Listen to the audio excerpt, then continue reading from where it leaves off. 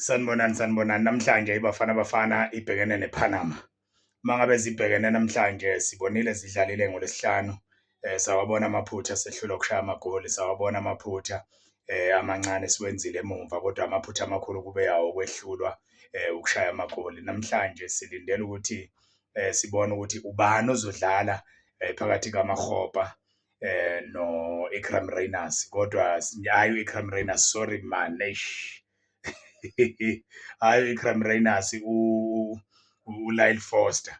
Ngeviki elidlule-ke uFoster ube namaphutha amaningi ekuthe mangabe kungena uMakgopa, wangena uMakgopa wenza kahle kakhulu, simbone eshaya nama-dribbles, kodwa-ke akalitholanga ithuba lokushaya ipali, kube khona nje athi balishaya balibhlokha. Silindele ukuthi namhlanje mhlawumbe-ke sibone umdlalo ongcono. Silindele ukubona nokuthi phakathi kaMofokeng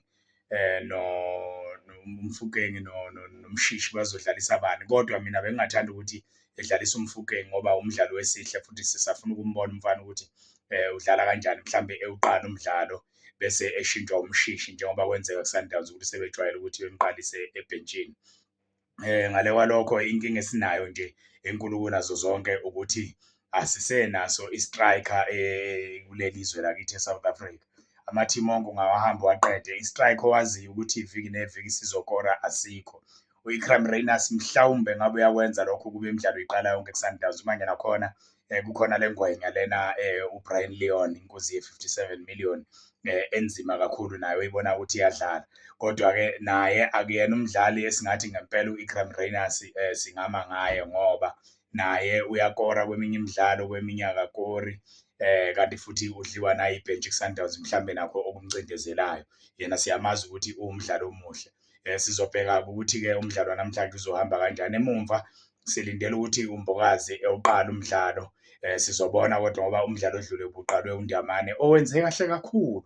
uNdamane unomzimba, uyakwazi ukukhontrola ibhola, umdlali nje ophelele, singathi nje umdlali ophelele uNdamane, ukhuluma Ndamane. Sizobona ukuthi-ke namhlanje ubani ozowuqala umdlalo phakathi kwakhe, kodwa silindele ukuthi kuzoqala uMbokazi.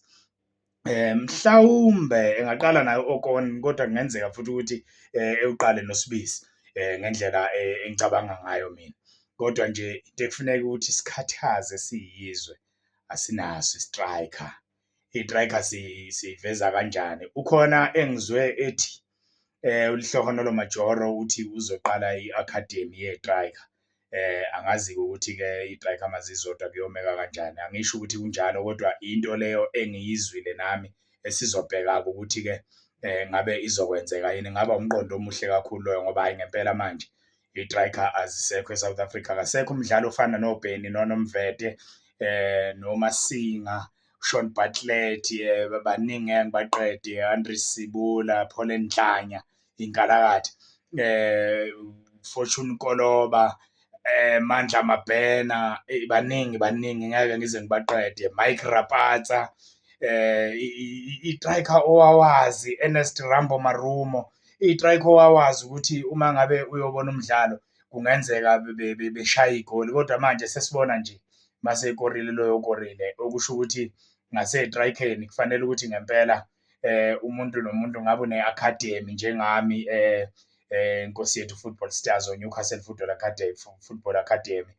kuyi-academy esiyisebenzayo, noma uthisha esikoleni, noma une-club, noma une-development, wanama-development ema-club ku-P_S_L. Sibona ngempela ukuthi singenza kanjani ngoba banokuvela abadala, abadlali abadala, oJerry Skhosana nabanye bethi bahambisele ukunikwa ithuba ukuthi bekhombise abantwana ukuthi kukorwa kanjani.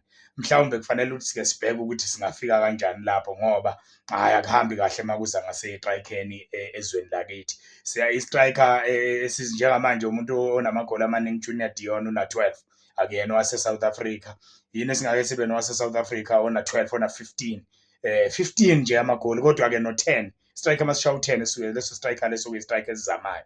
Ake siboneni ukuthi ngempela le nkinga singayixazulula kanjani. We Talk Football SA. Umnikeni Mdunga, ngiyabonga.